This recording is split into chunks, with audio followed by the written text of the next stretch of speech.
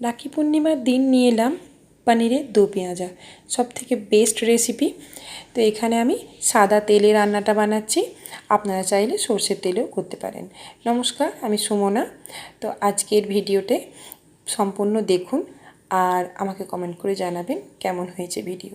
এখানে গোটা গরম মশলা ফোড়ন দিয়েছি, আর পেঁয়াজ, রসুন, আদা, কাঁচা লঙ্কা, টমেটো, কাজু, কিশমিশ একসাথে দিয়ে দিলাম একটু ভাজতে। যদি মনে করেন যে নিরামিষ খাবেন, যেহেতু পূর্ণিমার দিন হয় রাখি পূর্ণিমা, তো সেখানে রসুন আর পেঁয়াজটা স্কিপ করবেন।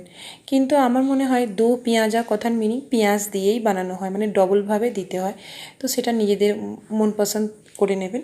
তো এখানে হচ্ছে ওইটাকে মিক্সার গ্রাইন্ডারে দিয়ে বেটে নিলাম। এবার পনিরটাকে টুকরো টুকরো করে কেটে নেব। পনিরের কাটার একটুখানি দেখে নিন, মানে যদি মনে করেন ওইভাবে কাটবেন তো কাটতে পারেন, না হলে লম্বা লম্বা পিস করেও করতে পারেন, চোকো চোকো পিস করেও করতে পারেন। আমি একটু ডিজাইন করেছি যাতে তরকারিটা দেখতেও ভালো লাগে, আর যে কোনো জিনিস প্রেজেন্টেশন যখন ভালো হবে তখন এমনিই খেতে ইচ্ছে করবে। তো এইভাবে আমি কেটে নিয়েছি। এরপর এখানে দুটো পেঁয়াজের পাপড়ি বের করে নিয়েছি। তো এটা একটুখানি সাদা তেলের মধ্যেই অল্প গোটা জিরে ফোড়ন দেব, দিয়ে এখানের মধ্যে ওই পনিরটাকে দিয়ে দেব। তো পনিরটাকে দিয়ে একটু হালকা সটে করে নেব। তো এখানে সটে করার সময় বলি, পেঁয়াজগুলোকেও সঙ্গে সঙ্গে দিয়ে দেব, যেগুলো পাপড়িগুলো বের করে রেখেছিলাম।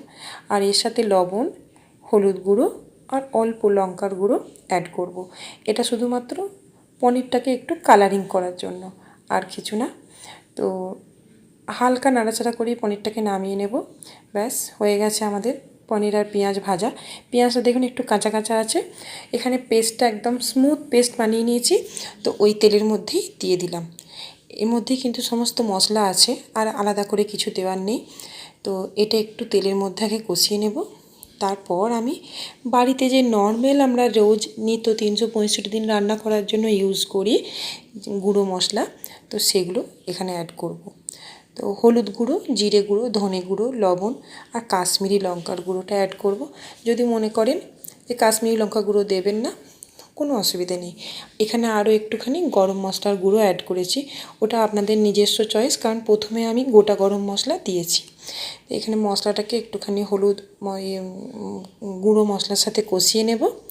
দেখুন মশলা কষানো হয়ে গেছে, ওই যে কড়া থেকে মশলা ছেড়ে আসছে।